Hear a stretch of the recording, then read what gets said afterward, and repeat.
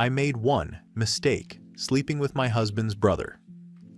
During a vulnerable moment and thought I'd get away with it. Instead, my husband stayed calm, called the cops on me, filed for divorce, and sent the footage to both families to set the record straight, like I was a criminal. I've been with my husband Aaron for years. We're married, no kids. Our life was stable and maybe too comfortable. He works a lot, long hours, late nights. I don't work right now. I handle the house, errands, the boring stuff. That arrangement worked until it didn't. Somewhere along the way, we stopped actually connecting. Conversations became schedules. Everything felt transactional. He'd come home exhausted, scroll on his phone, fall asleep. I stopped feeling noticed. His brother Lucas has always been around. Family dinners, holidays, random drop-ins. He's younger, more present, the kind of person who actually asks how you're doing and waits for an answer. I'm not saying that excuses anything. I'm saying it explains the context. When you're lonely long enough, you start confusing attention with care.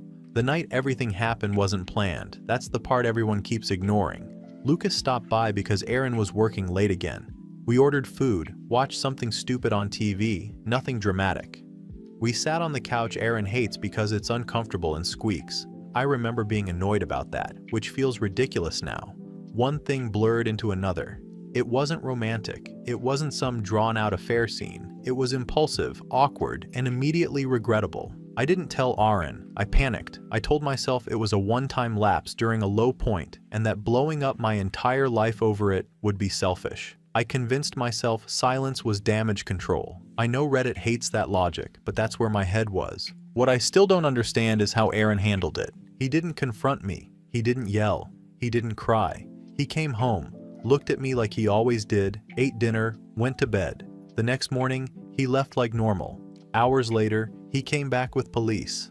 No warning, no explanation. They asked me questions I didn't know how to answer. They took my phone for a bit. They told me I needed to leave for the night. I felt like I was being treated like I'd committed some kind of crime. Aaron stood there calm the entire time. No emotion, no reaction. That was worse than anger. I still don't know why police were involved. There was no violence, no threats, nothing that justified that level of response. It felt humiliating and excessive, like he wanted to punish me instead of deal with it privately. A few days later, I was served divorce papers. That alone would have been devastating enough, but then everything else happened. My family stopped calling. His family stopped answering texts. Group chats went silent. People I'd known for years suddenly acted like I didn't exist. I eventually found out Arun sent something to both sides of the family. I don't even know exactly what yet. All I know is whatever it was flipped the narrative overnight. That's the part that hurts the most. Not the divorce, not even the police. The way he controlled the story, without saying a word. I didn't get a chance to explain myself. I didn't get to be human. I was just labeled and discarded. I keep replaying everything, trying to figure out when he decided to do this. When he stopped seeing me as his wife and started seeing me as a problem to handle. He didn't ask why. He didn't ask how I was feeling. He didn't ask if I regretted it. He skipped straight to exposure. Everyone keeps telling me I deserve it, but that doesn't sit right with me. Yes, I messed up. I'm not denying that. But does one mistake justify involving law enforcement and destroying someone's reputation in front of both families? Does that level of retaliation actually help anyone? I feel like I'm being punished not just for what I did, but for embarrassing him, for making him look foolish. And instead of dealing with that privately, he made sure everyone knew exactly what kind of person he thinks I am.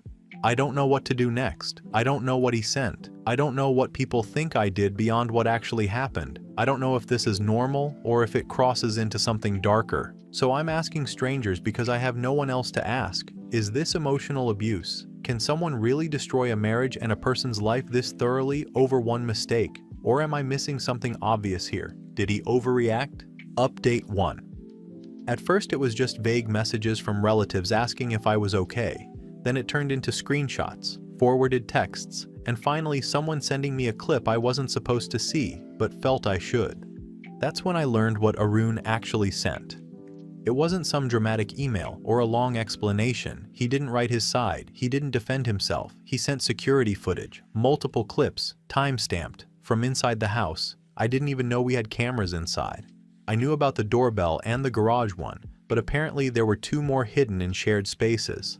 I'm guessing he added them months ago, but of course, I only find that out later. The footage shows Lucas coming over when Aaron was working late.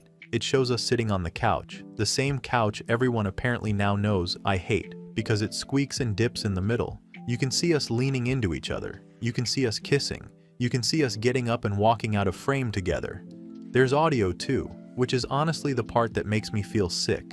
I didn't realize how bad it sounded until I heard it back. Me laughing. Me making stupid comments. Me saying things about Arun that I never would have said to his face.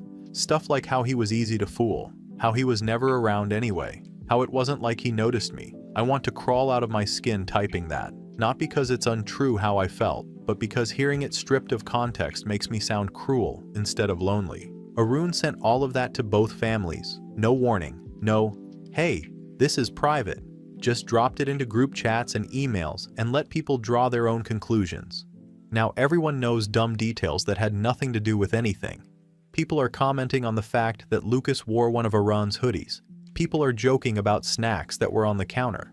Someone mentioned the dog being locked in the bedroom like that was some kind of punchline. I'm being reduced to clips and background noise like I'm not a real person. When I confronted Aaron about it, he didn't respond. Everything is through lawyers now. I talked to one myself because at this point I don't trust anything. I genuinely believe what he did crossed a line. Recording inside the house without telling me, distributing it, involving police for what was essentially a marital issue that feels wrong. I don't care how angry someone is. That doesn't give them the right to humiliate someone publicly. Yes, I admit it now because everyone already knows. It wasn't just one time. I'm not going to lie when the proof is literally circulating, but I don't think that changes the core issue. It doesn't matter how many times it happened, the point is he violated my privacy and decided punishment was better than being a civil adult and discussing where he went wrong as well. That led to my actions. The fallout has been immediate and brutal. My parents won't answer my calls. My mom texted once saying she needed space and hasn't replied since. His parents haven't said a word to me. Group chats that used to be non-stop are completely dead. I was removed from one without anyone saying anything. Lucas's wife kicked him out. I found out through someone else, not him. Apparently she contacted a lawyer already. I haven't heard from Lucas directly either, which is its own kind of betrayal considering how supportive he was supposed to be. What hurts the most is how people are reacting. No one is asking how I'm doing. No one is asking why I was unhappy. They're laughing about details. They're dissecting footage like it's entertainment. I'm not being treated fairly at all. I hired a lawyer today. I don't know where this is going, but I'm not just going to roll over and let Aaron control the narrative forever.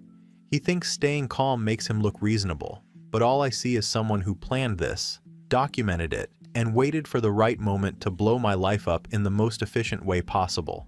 I know a lot of people here are going to say I deserve it. Maybe I do. But I refuse to believe that cheating means you lose all rights to dignity, privacy, or basic decency. There's a difference between consequences and calculated humiliation. He thinks he's calm and clever. Update 2. After my last update, I was still convinced I had some kind of leverage. I kept telling myself that Aaron crossed a legal line, that once lawyers got involved the whole calm mastermind thing would fall apart, and people would finally see this wasn't as clean or justified as he wanted it to look. That confidence lasted maybe a day. I filed a formal complaint through my lawyer. The language was strong. Surveillance abuse, emotional distress, coercive control.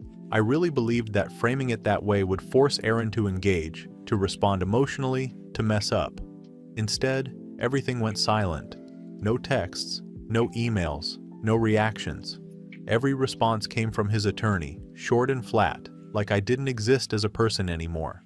That's when the paranoia kicked in. Through my lawyer, I found out Arun installed the cameras after noticing patterns. That's the word they used. Patterns of Lucas being around when he was working late, patterns of visits that lined up a little too perfectly. He clearly put them in because he already suspected something. Hearing that made my stomach drop in a way. It meant he'd been watching for a while. The worst part is being told the footage is admissible, legal, allowed.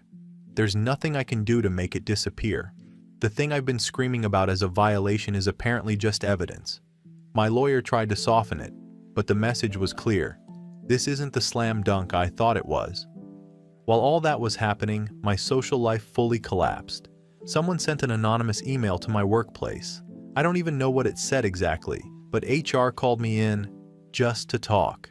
That phrase now makes my chest tight. They didn't accuse me of anything. They didn't need to. They asked if there was anything going on in my personal life that might spill over. That's when I realized this wasn't staying contained.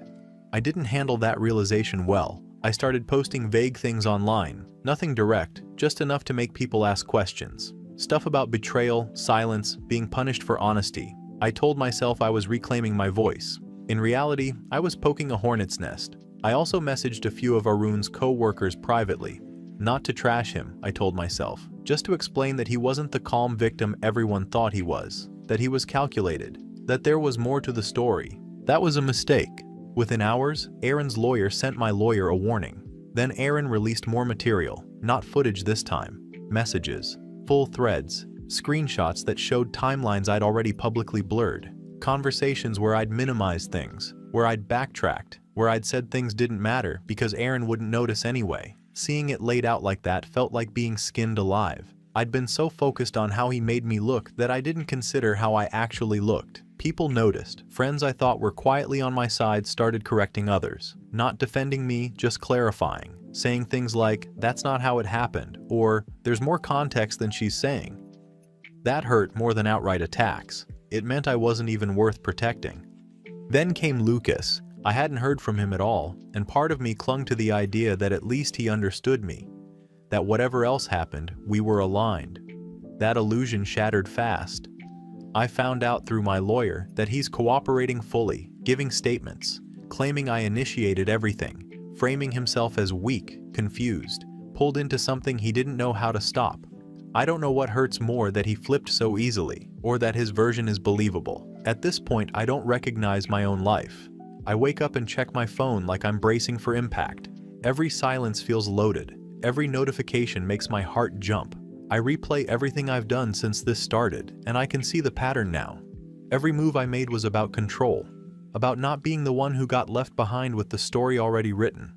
People keep telling me I should just accept responsibility and lie low, but that feels like disappearing, like letting myself be erased as a person and reduced to a headline. I didn't destroy anything, no matter how much they want to say I did. I didn't break something perfect.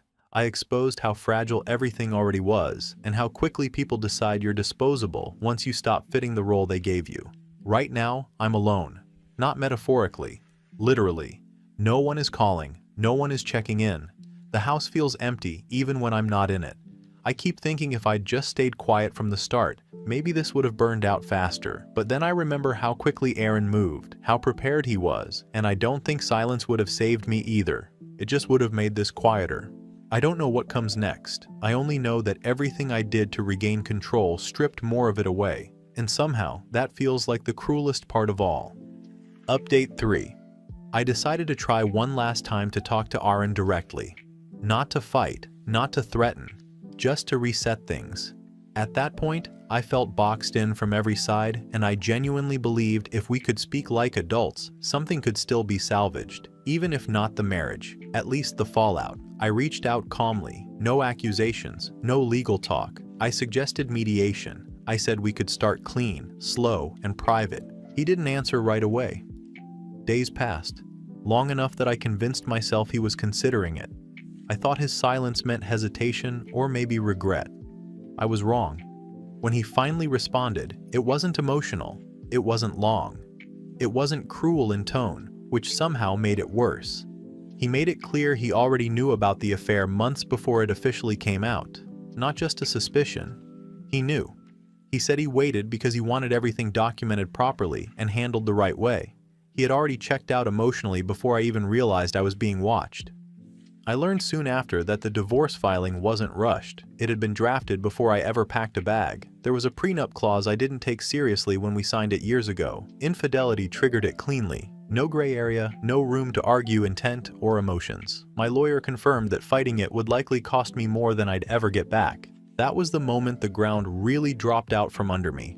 I also found out Lucas cut contact completely. No warning, no explanation. I didn't hear it from him directly. I found out because my messages stopped delivering, and mutual contacts told me he'd made it clear he wanted nothing to do with me going forward. Apparently, cooperating fully with Aaron and the lawyers was his way of trying to save whatever pieces of his own life he could. So suddenly I was standing alone in something I thought was shared. Around the same time, I tried to tell my side publicly. Not here at first. I posted fragments in other spaces, vague explanations, half contexts, things that made me look blindsided rather than involved. I thought if people heard it from me first, maybe it would soften how I was seen. It backfired almost instantly. People recognized the story, screenshots got shared, timelines were pulled apart. Details I thought were harmless were corrected by people who had more information than I realized. Friends I expected to stay quiet didn't. They filled in gaps. They clarified dates. They explained patterns I hadn't meant to expose. It wasn't the affair that finally locked everyone against me.